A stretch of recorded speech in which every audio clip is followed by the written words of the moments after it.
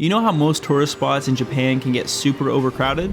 It can be a real challenge trying to enjoy the beauty of a place. That's why it's so important to seek out lesser known destinations like Kanazawa. Imagine strolling through picturesque streets without the hustle and bustle, where you can truly take in the sights and the sounds of the city, allowing you to connect more authentically with the culture and people. After spending 4 days in Japan, After spending 4 days in Tokyo, it was time to continue our journey throughout Japan and go back in time to Kanazawa. My name is Sean. Welcome to Boundaries Unlimited.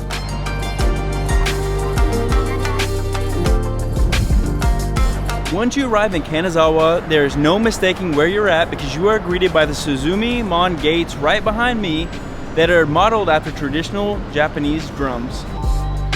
First stop is lunch, and what better place than Kanazawa's largest fresh food market, Omicho. Omicho Market has been Kanazawa's largest fresh food market since the Edo period. Today it is a busy and colorful network of colored streets lined by about 200 shops and stalls. While most shops specialize in excellent local seafood and produce, you can also find flowers, clothing, kitchen tools, and more on sale. Not only is the seafood amazing, but the fruit is so fresh, and look at the size of these grapes. Sure, you open your mouth wide. That's what she said. Look at the size of the grape. Thing is massive. It is a grape. I was unsure of that at first. That is really good. They have some really interesting options, even some matcha Kit Kats. Now to try some of the eel. It's eel, yeah, a little taster. So. During the Edo era, Kanazawa served as the seat of the second richest clan in Japan, the Maida clan. Kanazawa grew to become a town of great cultural achievements, rivaling both Kyoto and Tokyo.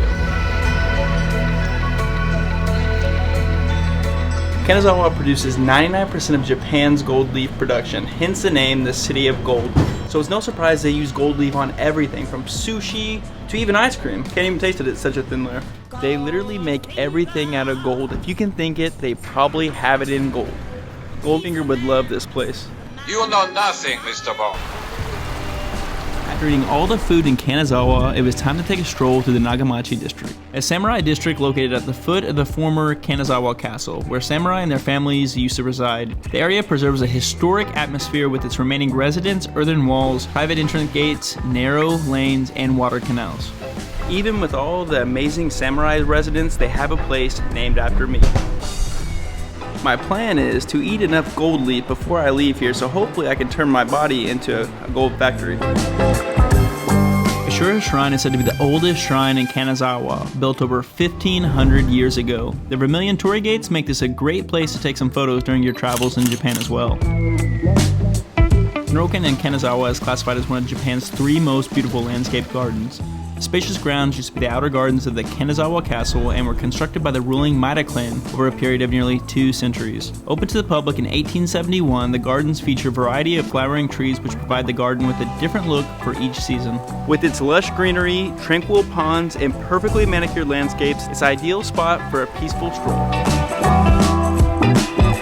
One thing that I find impressive about this garden is a majority of the trees here have wooden support beams that help train and maintain the tree's unique shape.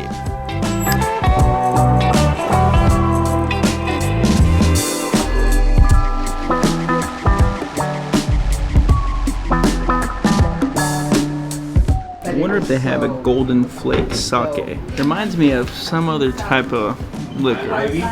Goldschlager.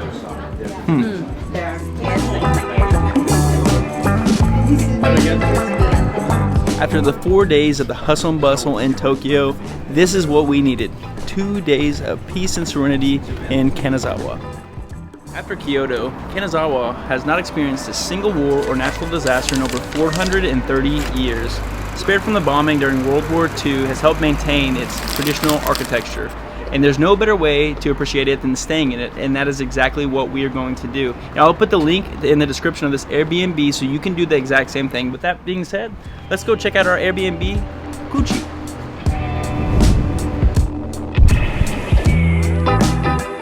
With tatami straw mats, paper doors, and exposed wooden beams, there's no better way to experience traditional Japan than a machiya townhouse. Built in 1898, this machiya house remains its quaintness and decorated in a modern style, mixing interiors from various nationalities and eras.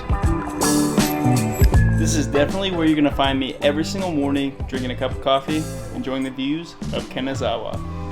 Tonight we're going to a Geisha experience in one of the biggest and most prestigious tea houses within Kanazawa. Are you nervous?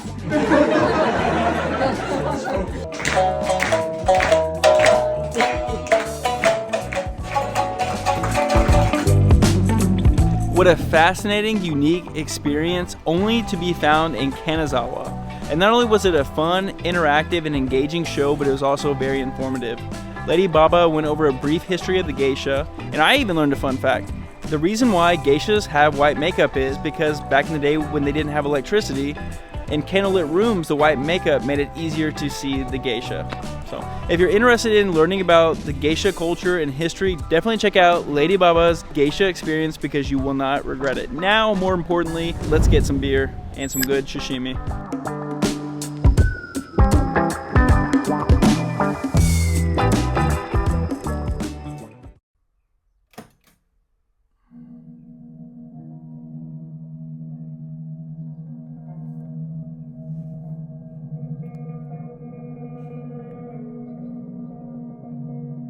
So there you have it. Kanazawa should be on every traveler's bucket list. With its unique blend of history, culture, and breathtaking sights, it offers something truly special that you won't find anywhere else.